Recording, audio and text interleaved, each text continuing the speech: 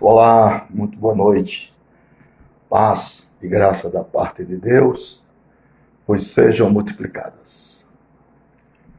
Prazer estar com os irmãos outra vez, desta feita, hoje temos uma live com uma nossa irmã Geisiane de Rolim de Moura, Rondônia. Estamos esperando a nossa irmã para nós começarmos a nossa live. Creio que será muito proveitosa para todos nós, né? Deus não reúne seu povo para despedi-los vazio. Deus tem critérios e trabalha dentro de critérios. Glória a Deus. Muito obrigado aos irmãos que já estão entrando aqui. Muito grato mesmo. Temos aqui vários irmãos, irmão Wagner, Osasco, Rick Modas, Nilson, do Acre, o Wallace Almeida, João Paulo, Marconi, Stella, Pastor Elias Almeida,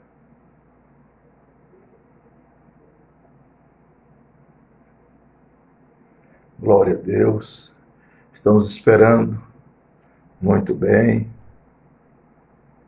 A Geisiane. Começar.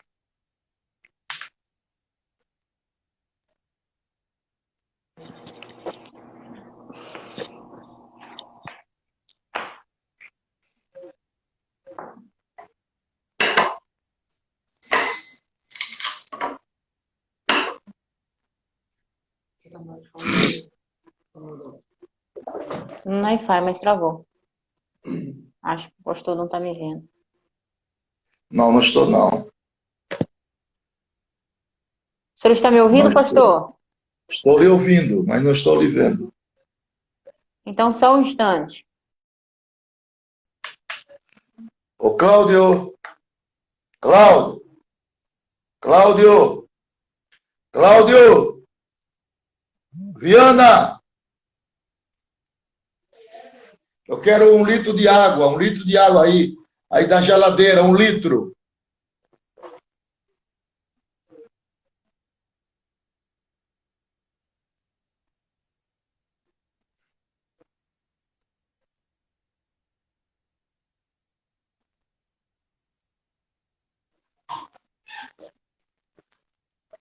Isso aqui não gosto dessa água, não. Isso é água mineral com gás. Só fende. Tem 1 litro, dentro da coisa, 1 litro. Mas não quer saber que tem gás.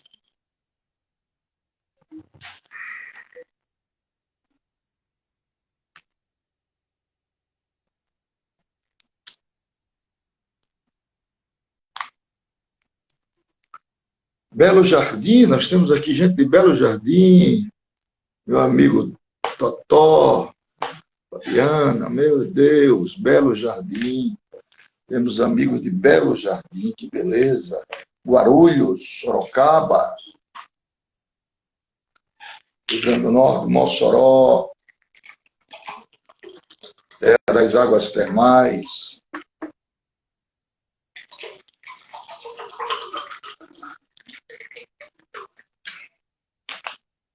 Salvador, Macapá, Belo Horizonte, Horizonte, Ceará, Goiânia, coisa boa, Campo Grande, Rio de Janeiro, Fortaleza, Tinguá, Ceará, Cajazeiras, Paraíba, Nossa Senhora do Ó, Bahia, Pastor Rony, Lusiana, Goiás, Cris,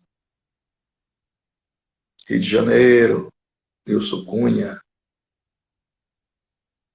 Flávia, Patrocínio, Salvador, São Bernardo do Campo, Ezequias, Fortaleza, Itapiúna, Ceará. Muita gente, né? João Pessoa, Ricardo Luiz. Estamos esperando a nossa irmã para nós começarmos a nossa live. Irmã Gerciane, Goiânia, Florianópolis, Fortaleza, Sítio Novo, Tocantins, Marcelo Messias, Alagoas, São Félix do Xingu, Pará, Ilhéus, Bahia, João Pessoa, Valquíria de Jesus, Pastor Newton, Vida Nova, Maceió, Alagoas. Vão entrando aí, meus irmãos, vão entrando daqui a pouco, nós vamos começar. Pastor Antônio de Jequitinhonha, Minas Gerais, Goiânia, Boston, Miriam, Boston, Estados Unidos. Estou esperando a irmã Geiciane me mandar o convite. Irmã Geiciane, Valdemir Graminha. Irmã Geiciane, estou esperando a senhora mandar o convite. Já estamos com 300 irmãos aqui. Aceita o convite aí, mas cadê que não aparece?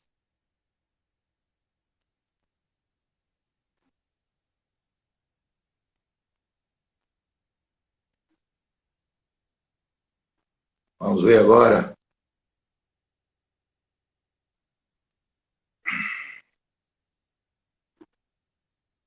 Glória a Deus.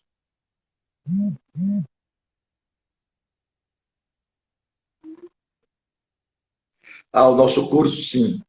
Se você quiser fazer o nosso curso, é só entrar na nossa plataforma www.pastornapoleãofalcão.com.br www.pastornapoleãofalcão.com.br Paz do Senhor, minha irmã. Agora deu certo. A paz do Senhor, nobre pastor. Como vai? Bem, graças a Deus. Como é que está a nossa Rolim de Moura? Olha, tirando o problema da pandemia, tudo certo, graças à misericórdia do Pai, tudo correndo muito bem. Os nossos cultos voltaram, os nossos templos abriram, apesar de algumas restrições para nós estarmos cultuando a Deus. Só que está voltando devagarinho, estamos seguindo conforme as orientações do Ministério da Saúde e tudo mais. Mas crendo que esse tempo há de passar e que Deus está no controle de tudo e todas as coisas e que Ele tem um propósito diante de tudo isso.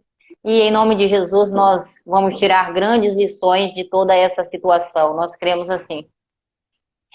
Amém, amém. Nós estamos... A Igreja do Senhor, através da história, ela sempre teve os seus períodos áureos na história, após engravidar de grandes lutas, de grandes problemas, de grandes dificuldades.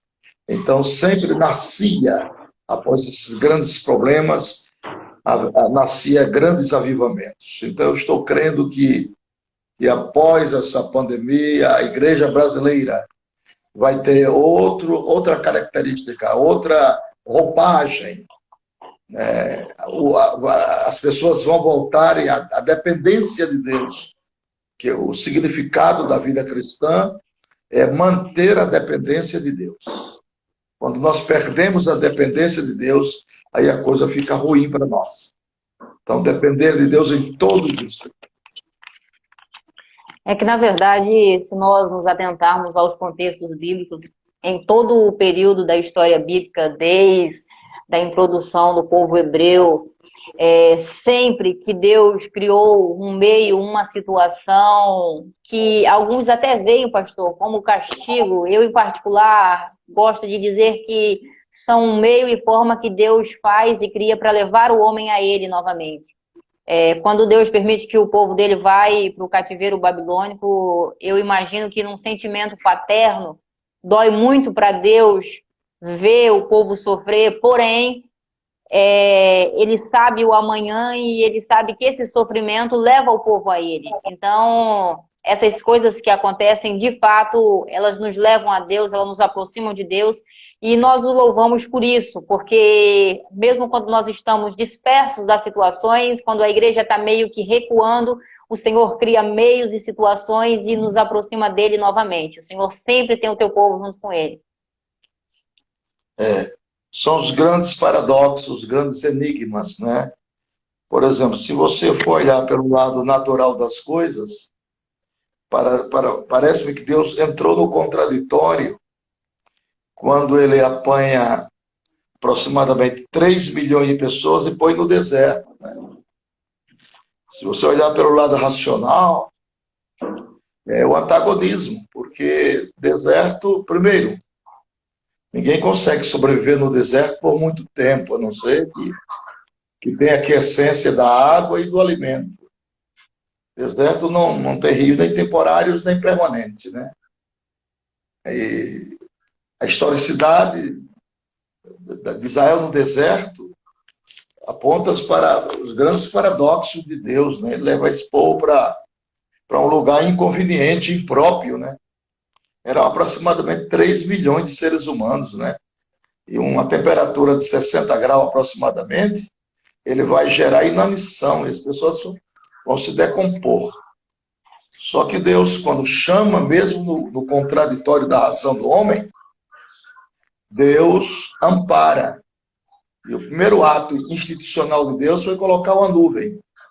Aquela nuvem era justamente para que Israel não morresse de inanição. Aplacava o calor intenso do sol. E depois que Deus colocou a nuvem, Deus deu uma lei a Israel. Ele disse, não ande na frente nem atrás. Na frente, quer dizer, uma exegese mais correta, não seja fanático. Atrás, não seja formalista. Que a vitória não é de quem corre, a vitória é de quem chega. E havia uma coluna de fogo à noite para clarear o povo, para que eles não fossem devorados por serpentes venenosas. Eu estava há 8 anos pregando no estado da Virgínia, nos Estados Unidos, e amanheceu o dia, um pastor me convidou para fazer 3 visitas. Eu visitei o quartel-general, o Museu Espacial e a Casa Branca. E lá no Museu Espacial, no quartel-general, tive uma surpresa muito agradável.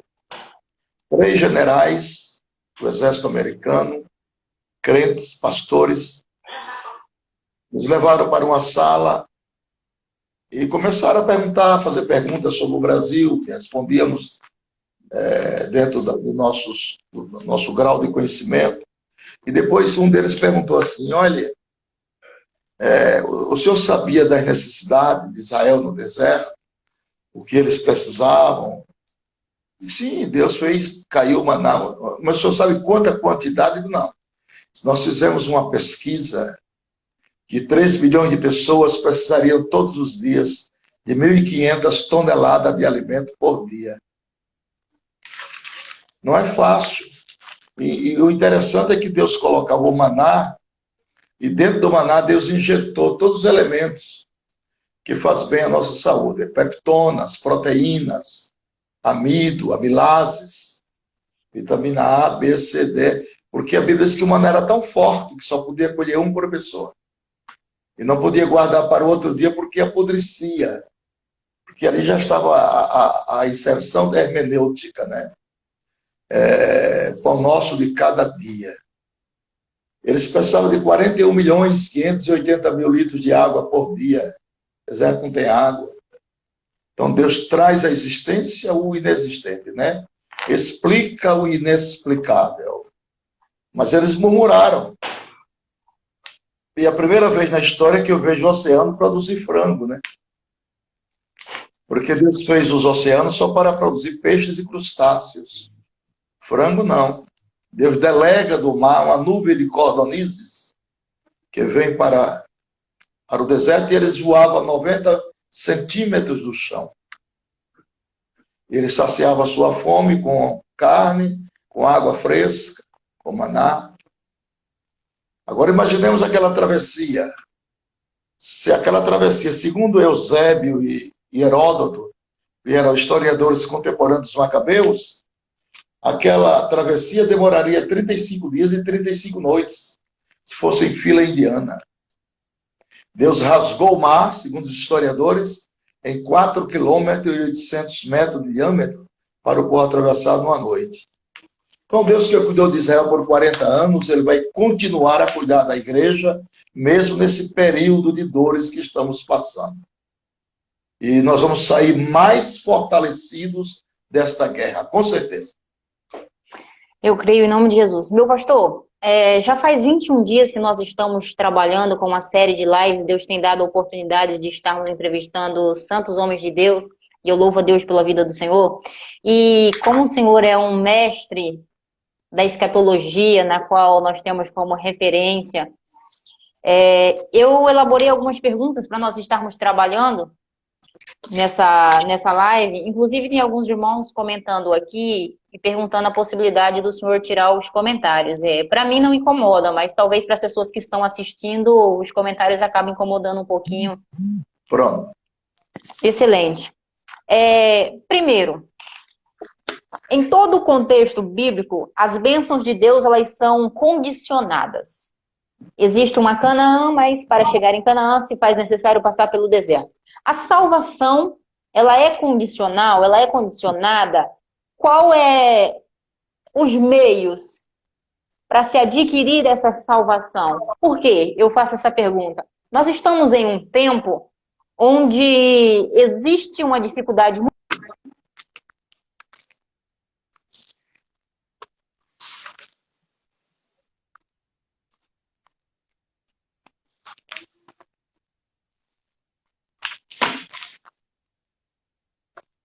A internet da nossa irmã agora voltou. Agora voltou. Isso. Nós estamos em um tempo onde as pessoas têm uma dificuldade muito grande de lidar com as doutrinas bíblicas. Outras pessoas vivem com o discurso de que Deus só quer o coração. Existe a questão do julgar e não julgar, quem vai e quem não vai. Enfim, a salvação ela é condicionada. Qual é a condição para a salvação humana? Abra sua Bíblia em Tito, capítulo 2, verso 11. Tito, capítulo 2, verso 11. Epístola de Paulo a Tito, capítulo 2, verso 11. Se for possível, leia para nós. Sim, pastor, peraí.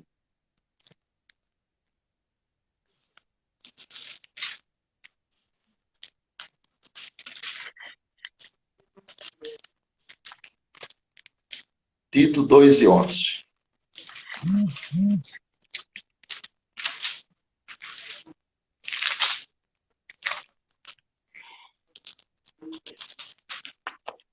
Porque a graça salvadora de Deus se há manifestado a todos os homens. Agora o verso 12.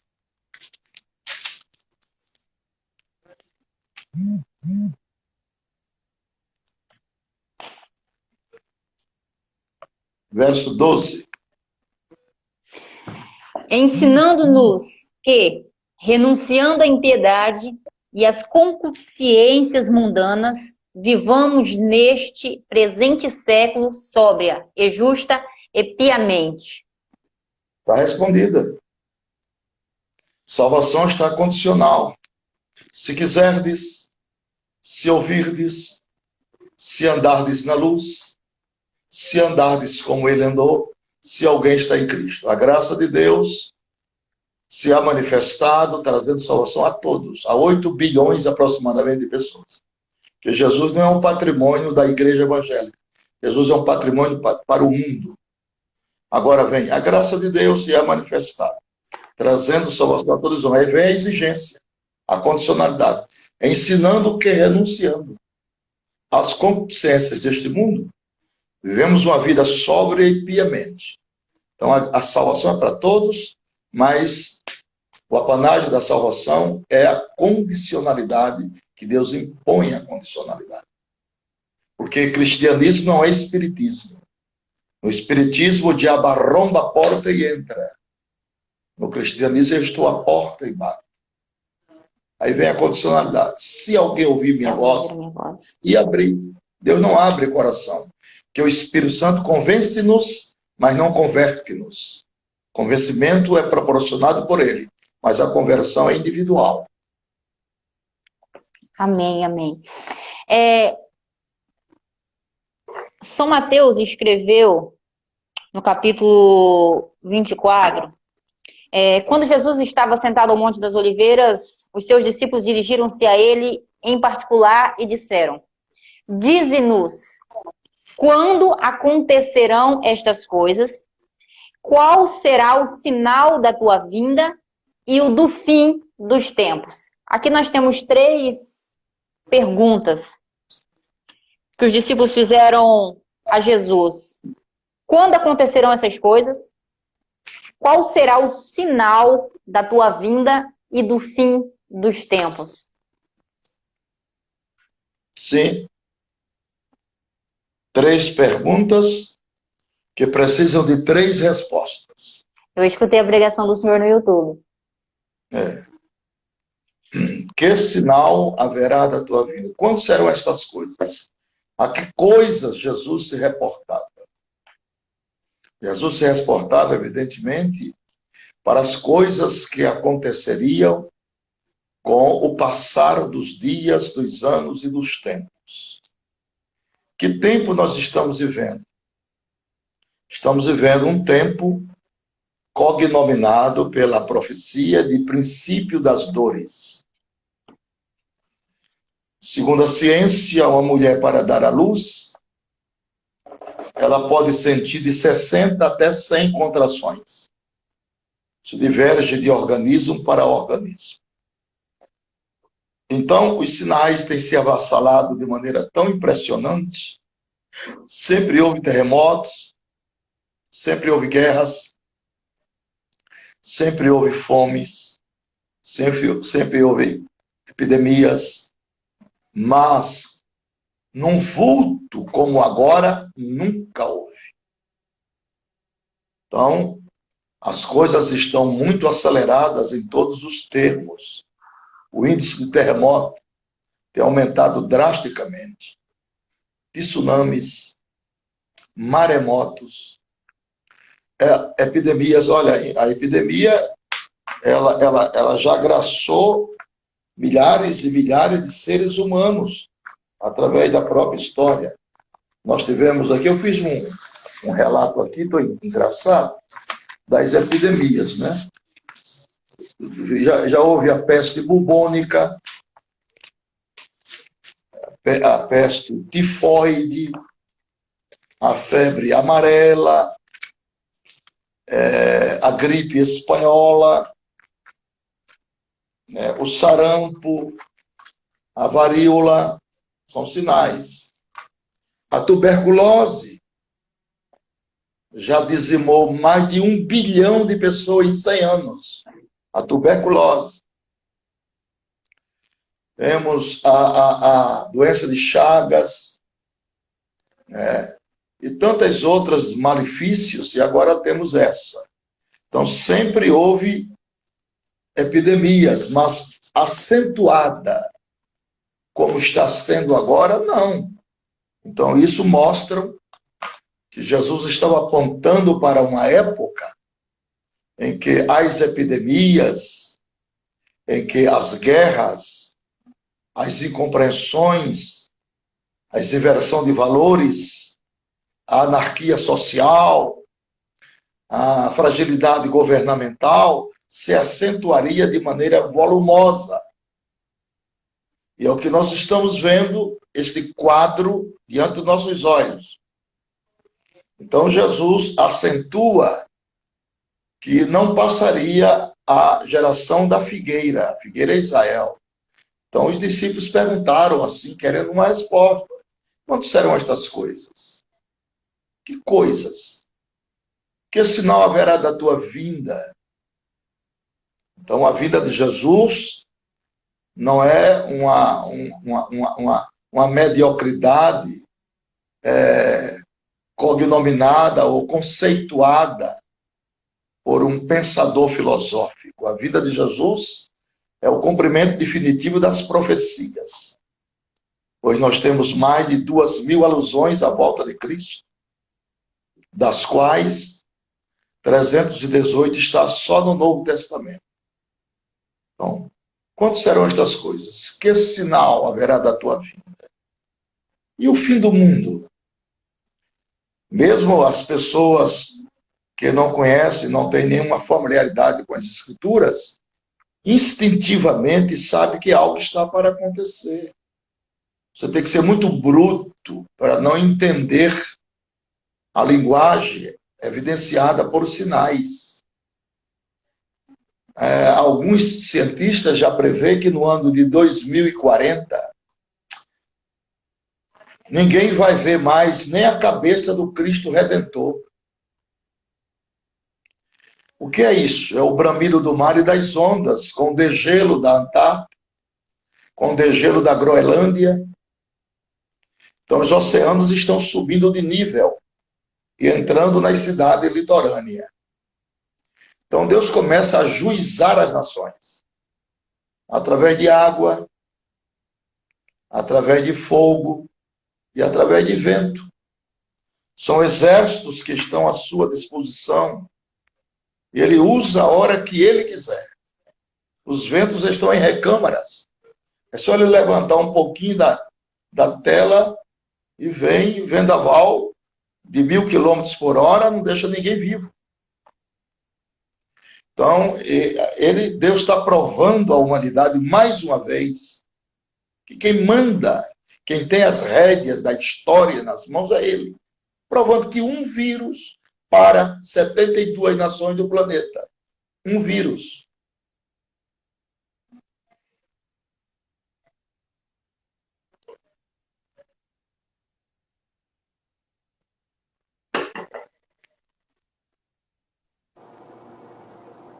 Então Deus está provando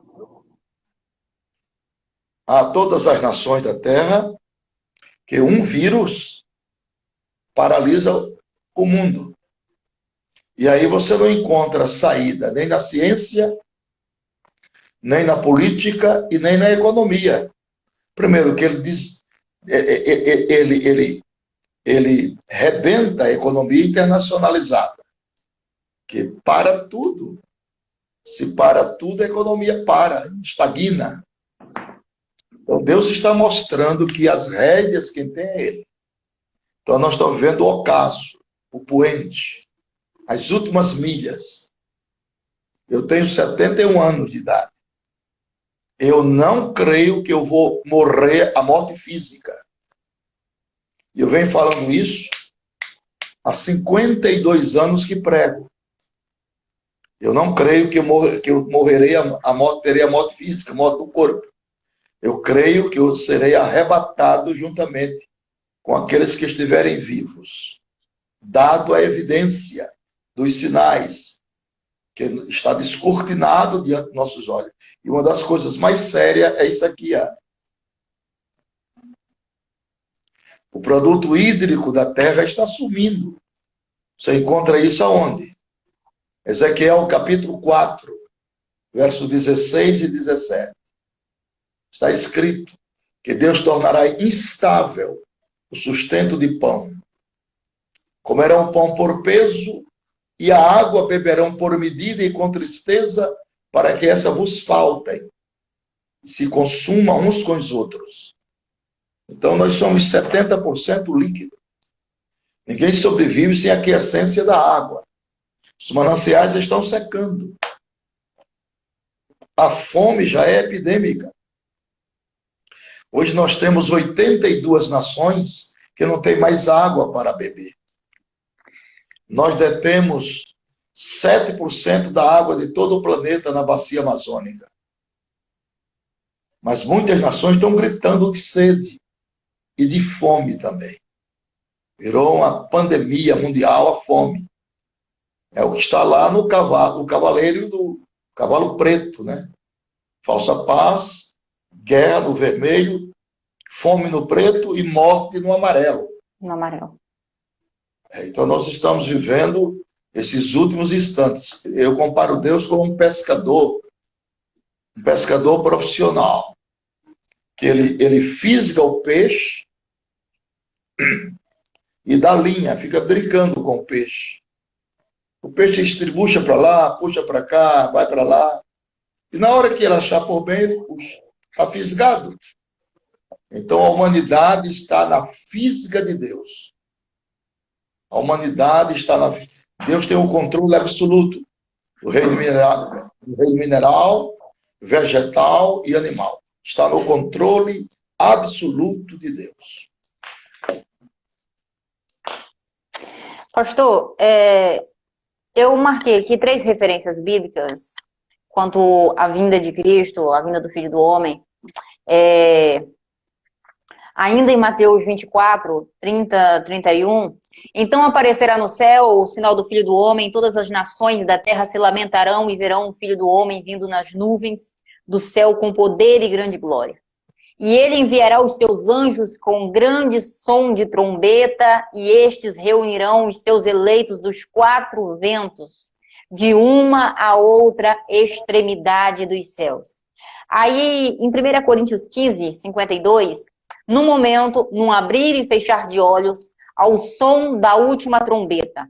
Pois a trombeta soará, os mortos ressuscitarão incorruptíveis, e nós seremos transformados. E 1 Tessalonicenses 4:17. Depois nós, os que ficarmos vivos, seremos arrebatados juntamente com eles nas nuvens, a encontrar o Senhor nos ares, e assim estaremos com o Senhor. Tem uma pergunta em relação a essas referências bíblicas. Primeiro, se possível, o Senhor falar sobre esse abrir e fechar de olhos, como um relâmpago, esse arrebatar, esse tirar da terra de maneira instantânea. E outra coisa, só os salvos ouvirão o soar da trombeta, e quando Cristo estiver conosco, as nuvens, que todo olho verá, isso se dá nesse segundo arrebatamento ou depois da grande tribulação que Cristo há de descer? Pois é, filha. Nós temos que... primeiro, quando Paulo fala no abrir e fechar de olhos, Paulo está usando a gramática antiga, gramática grega antiga. Quando há uma revisão da gramática e atualização gramatical, a palavra não é mais abrir e fechar de olhos, é abrir e piscar de olhos. Quer dizer, um pisco equivale a 3 milésimos do segundo.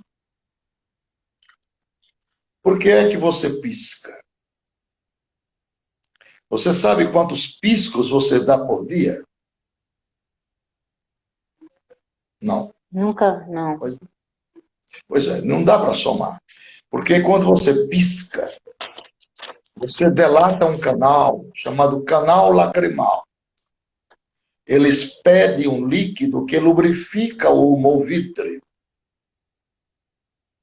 Então, Jesus vem num pisco de olho. É bom acentuar e conceituar na teologia escatológica que o rapto da igreja é completamente diferente da vinda.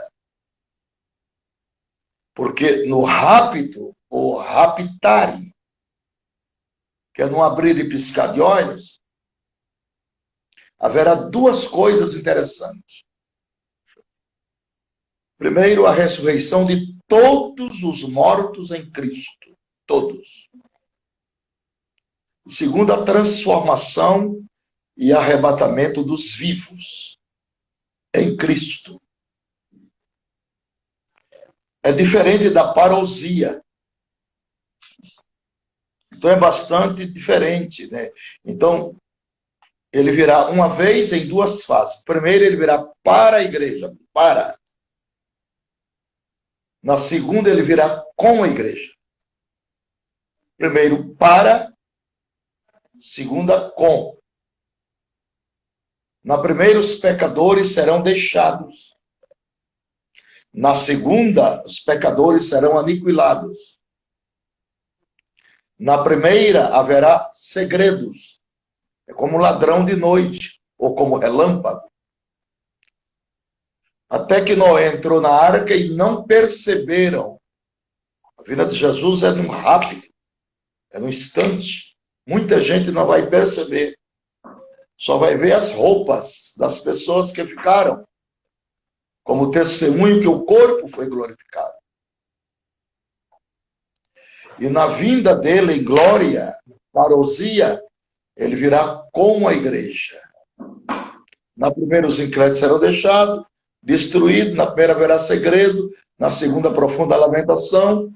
Na primeira, ele virá nos ares.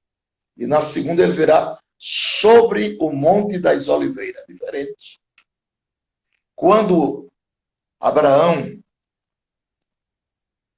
pediu a Eliezer, que era o mordomo da família, para buscar uma jovem para casar com seu filho, Rebeca.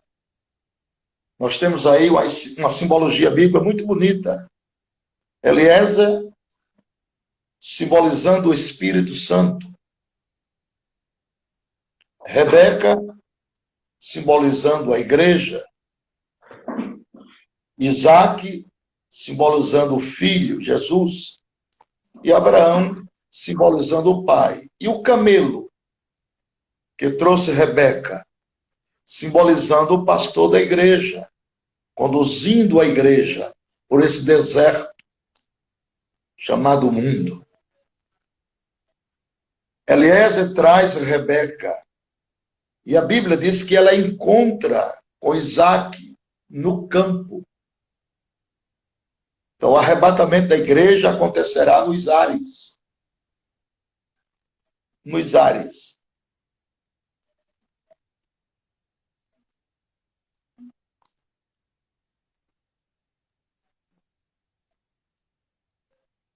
A internet da nossa irmã sempre sai, eu tenho que dar uma paradinha. Então, o arrebatamento vai acontecer nos ares. A igreja vai até os ares. Obviamente que os pecadores que ficaram não verão a igreja. Não tem nenhuma necessidade disso, não verão a igreja. A igreja está envolta em Cristo. Então, há uma grande diferença dentro do conceito doutrinário entre rapto e vinda em glória. Nessa semântica profética, existem alguns propósitos que eu quero falar. Qual é o primeiro propósito da vinda de Jesus? Primeiro propósito: transformar e arrebatar os vivos. Qual é o segundo propósito? Galardoar os servos fiéis, no tribunal de Cristo. Qual é o terceiro propósito? Julgar as nações vivas, julgamento das nações na sua vinda em glória. Qual é o quarto propósito? Livrar a Israel. Qual é o quinto propósito? Estabelecer o trono de Davi. Qual é o sexto propósito? Estabelecer um governo teocrático em Jerusalém. Então, levantar do túmulo os mortos, transformar e arrebatar os vivos, galardoar os servos fiéis, julgar as nações vivas, livrar a Israel, restabelecer o trono de Davi e estabelecer um governo teocrático em Jerusalém, que é o milênio, a última dispensação de Deus com a humanidade. Então é bom que se repita, porque tem pessoas que têm dificuldade de entender.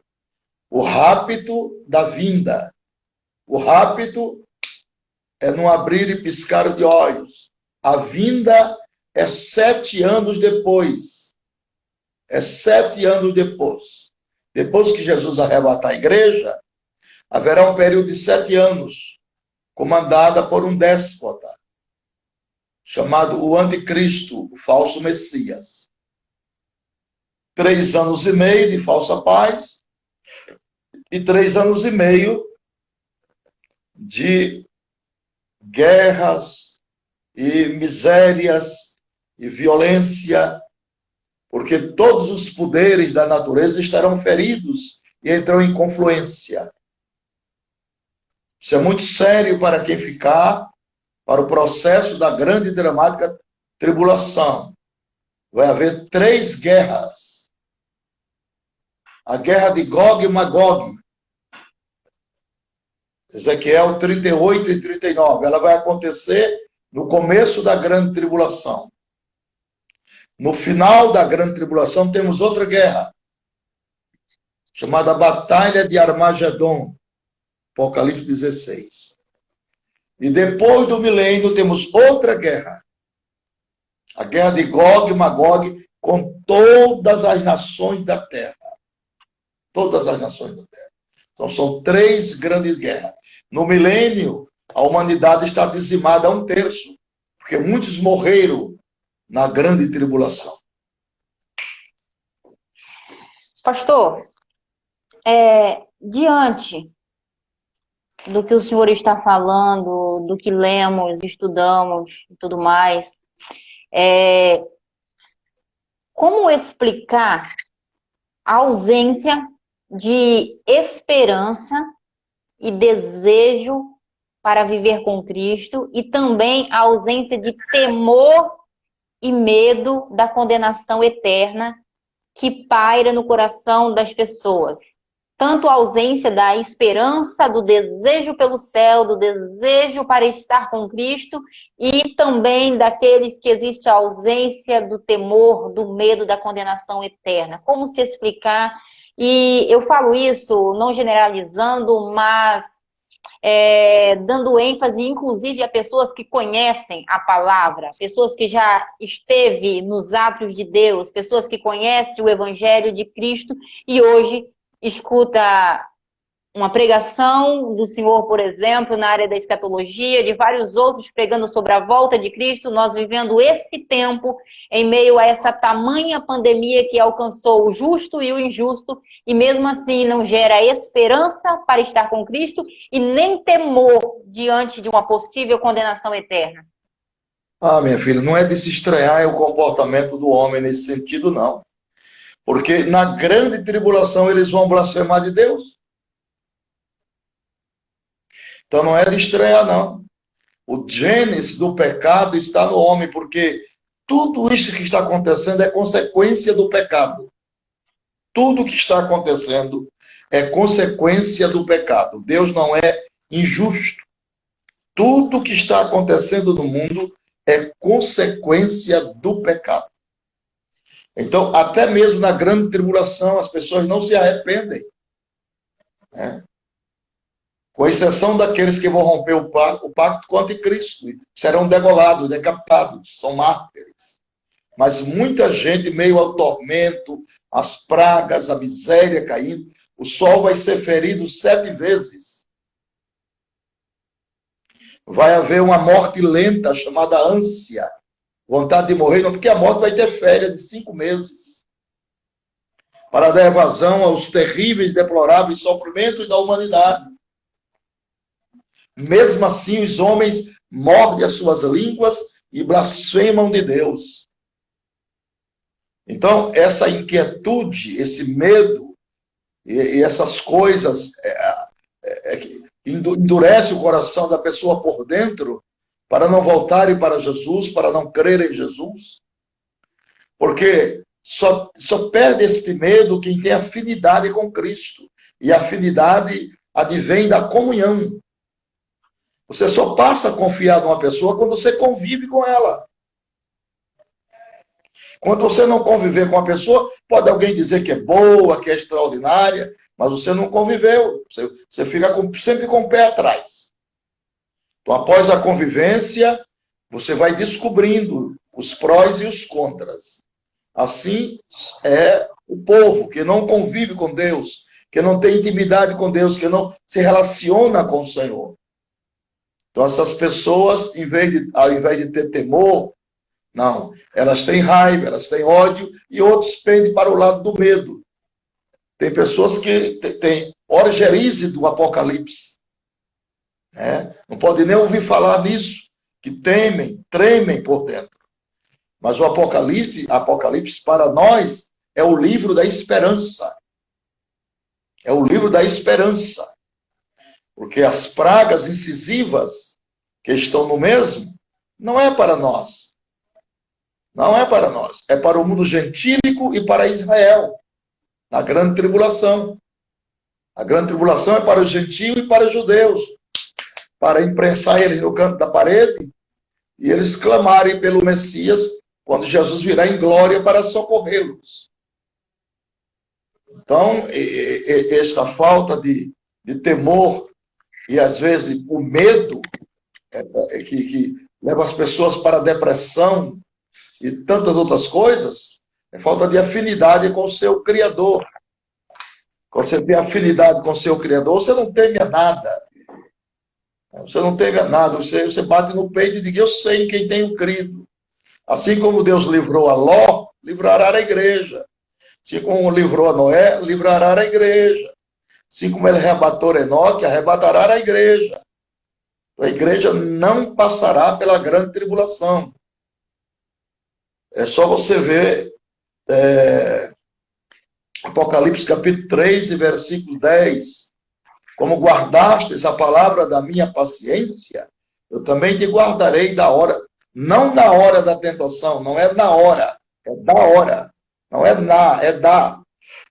Que há de vir sobre todo mundo para tentar os que habitam sobre a terra. Então Deus não vai livrar a igreja na hora da tribulação, é da hora. Dá. Deus não nos destinou para a ira, mas para a aquisição da salvação, do livramento. Glória a Deus. Então, vai, pois, povo meu, entra nos teus quartos, fecha as tuas portas sobre ti, por um momento, até que passe a ira. Então, as calamidades vão acontecer, o embrião está formado.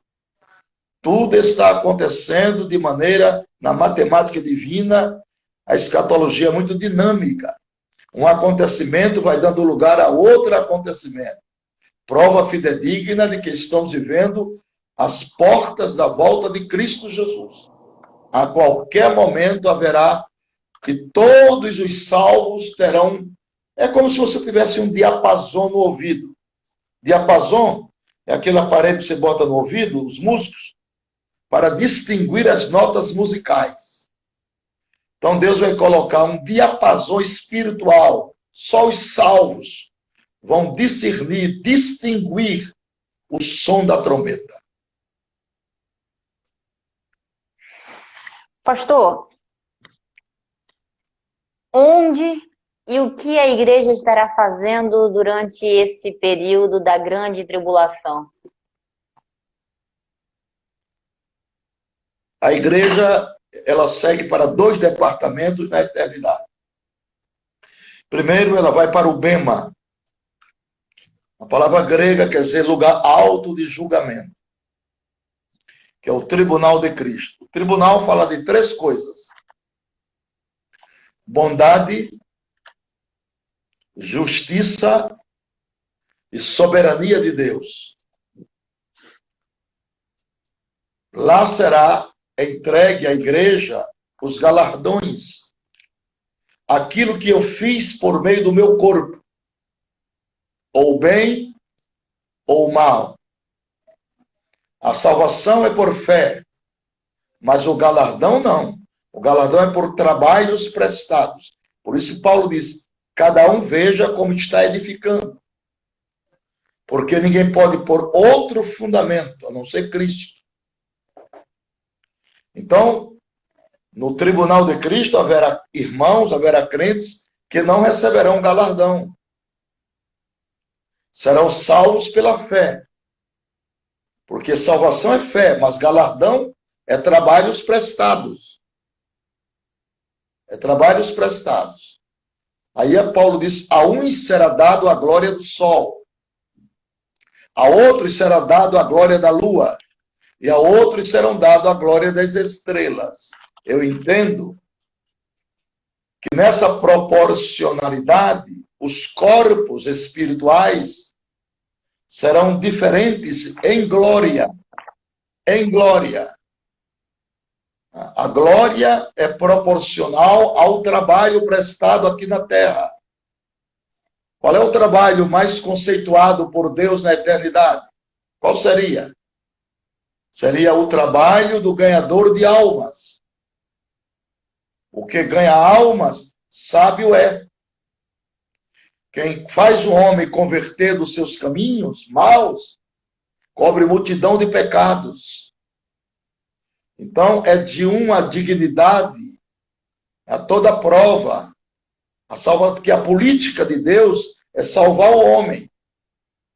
Para isso veio 7 dispensação e 8 alianças.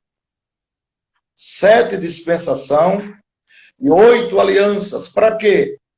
Para salvar o homem. Tem salvação na grande tribulação? Tem. Por meio do sangue, da espada. São os rabiscos que ficavam no caminho, na remoção dos olhos, dos mortais, na festa da colheita. Ficaram no caminho. E quando o anticristo levantar a imagem da besta e exigir o culto, muitos deles não vão dar o culto. Serão decapitados. E haverá 2 multidões que comparecerão no tribunal.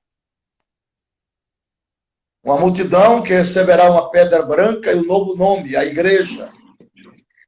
E a outra multidão que não receberá pedra branca, receberá palma nas mãos. São os mártires de todas as épocas. E João já viu isso. Apocalipse 7:14. Quem são estes e de onde vieram? Aí a Bíblia diz, estes são os que vieram, não da grande tribulação, não é da grande, não é da. Esses são os que vieram de grande, não é uma contração da preposição, é uma preposição simples. Eles não vieram da, eles vieram de todas as tribulações vigentes.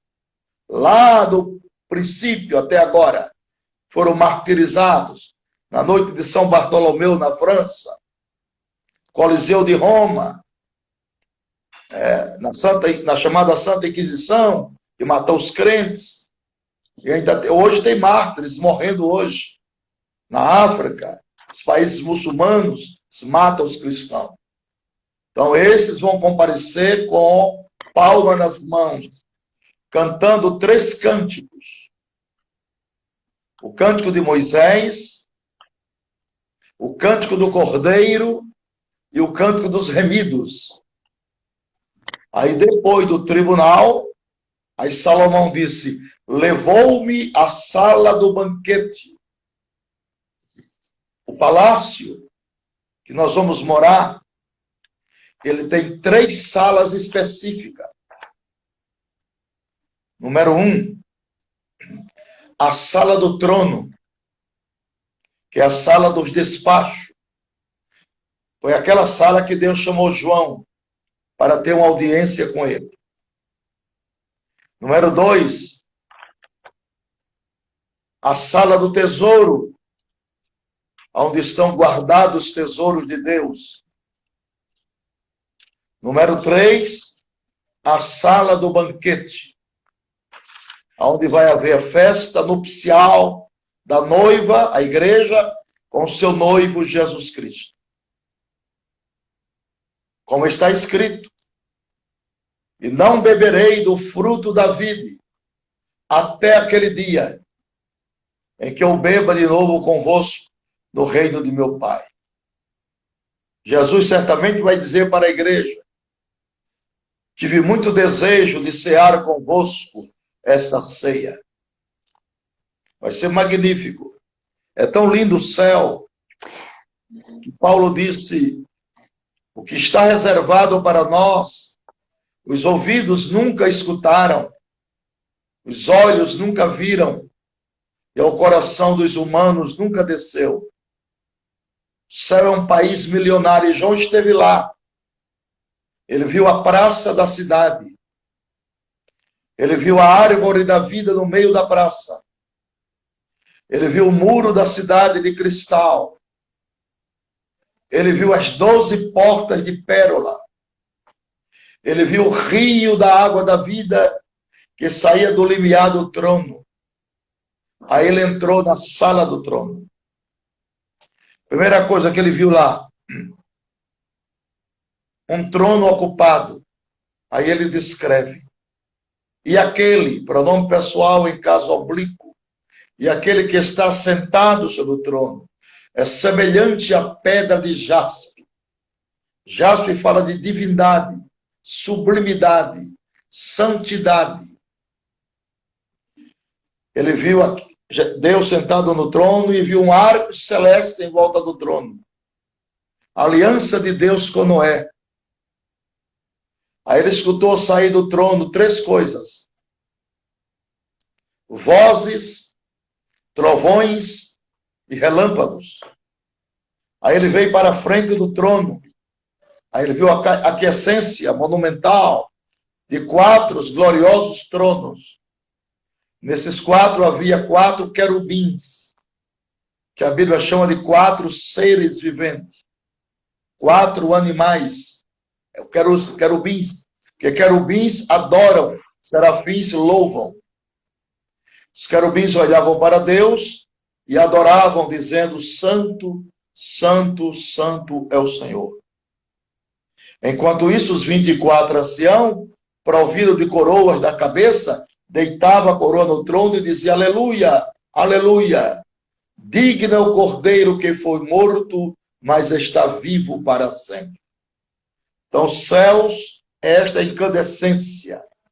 Então, após o arrebatamento, a igreja vai para o tribunal e depois vai para as bodas do cordeiro. E é de lá que ele vai ouvir o clamor dos judeus para descer em glória.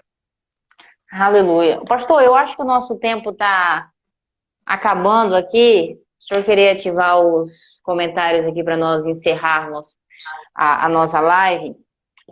Primeiro, aos irmãos que estão nos assistindo, eu quero só frisar algo.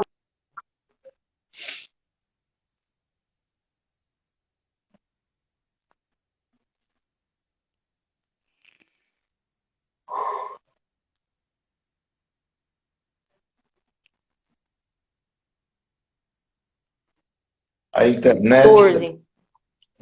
Como o Senhor já disse, e eu disse-lhes: Senhor, tu sabes. E ele disse-me: estes são os que vieram de grande tribulação. Então, existe um número muito grande de pessoas que elas insistem e persistem em afirmar, dizer, inclusive em cima dos púlpitos, que esses são os que vieram da grande tribulação. Não, eles vieram de grande tribulação. Muito bom essa afirmação do Simão. Tem que ter cuidado com essas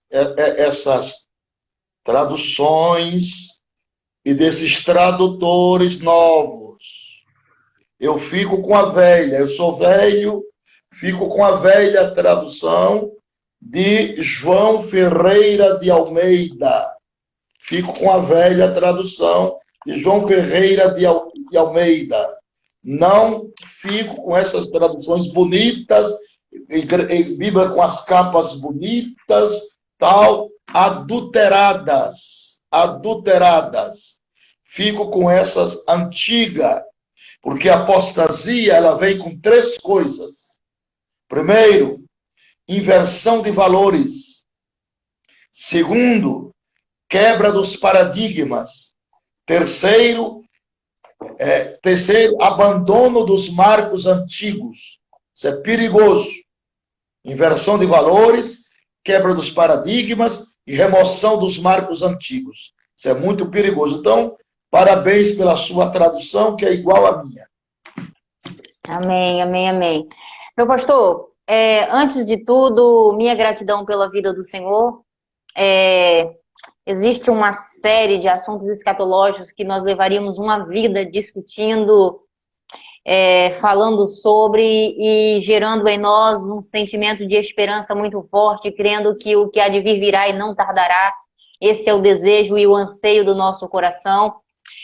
Tem uma citação, que inclusive é do pastor reverendo Billy Graham, evangelista Billy Graham, que ele disse: eu li a última página da Bíblia e vai ficar tudo bem. Então, diante de tudo isso que nós estamos passando e que ainda poderemos passar, não sabemos do amanhã, eu estou certa de que Deus está no controle de tudo e todas as coisas. Nós, servos, fiel, Igreja de Cristo, apesar de estarmos no deserto, não nos faltará maná, não nos faltará água, não nos faltará coluna de fogo, nem nuvem sobre a nossa cabeça. Ele continua cuidando, ele continua guardando, protegendo, e estamos certos de que esse tempo vai findar. E a nossa esperança é Cristo, a nossa esperança é a vinda de Cristo. E o meu coração se alegra em todo tempo, em todo momento, em saber que Ele vai vir e está perto. Eu acredito que está perto. E assim como o Senhor falou, que quer viver esse momento, esse é o desejo do nosso coração.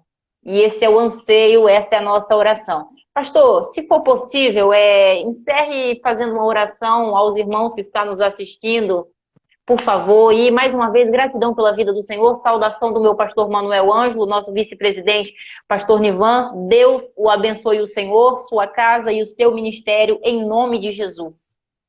Muito obrigado, querida, a você, sua família, saudação de paz, aos nossos pastores, minha gratidão pessoal aos dois pastores, presidente e vice, pastor Manuel e o seu vice, e muito obrigado, foi muito bom, esses momentos foram imprescindíveis para a minha própria alma, eu estou edificado e muito grato a Deus.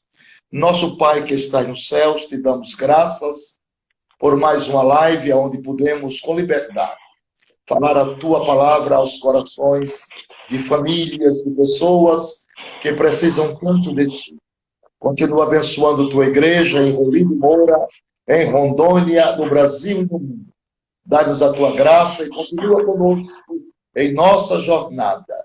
Nós te louvamos com gratidão expressa em nome do Senhor Jesus. Amém. Deus abençoe. Amém.